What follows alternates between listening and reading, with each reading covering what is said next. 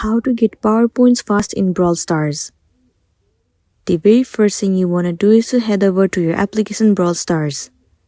Enter your login credential as in your username and the password and log into your specific account. Once you have been logged in, it will land you on this home screen. Now you have to select your character. Now in order to increase the PowerPoints, what you want to do is you need to get your brawls to rank 22 or even higher in order to increase the PowerPoint. You can simply take a look at it in here. Also here it says reach 850 trophies to achieve next rank and earn 10 tokens. Now the next thing you want to do is you have to play a lots of Power League.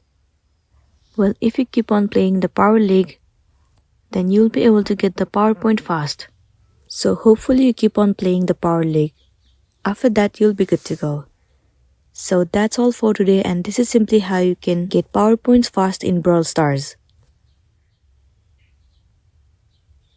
Make sure to smash the like button and consider subscribing if you found this video helpful.